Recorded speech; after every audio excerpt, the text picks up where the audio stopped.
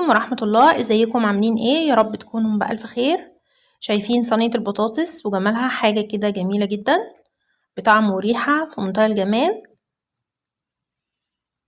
بتركات جميلة جدا.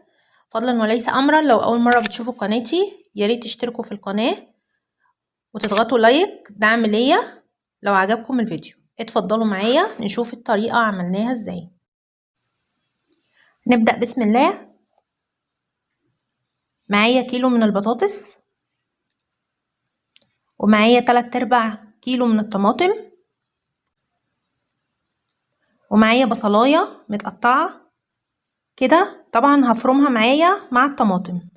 ببدأ بقطع الطماطم بتاعتي، بنضفها، بشيل الحتة اللي هي في نص الطماطمايه ديت، اللي هو العنقود بتاع الطماطم. بحط معايا البصلاية و3/4 كده كوباية من المية، هخليها قطع كده اهوت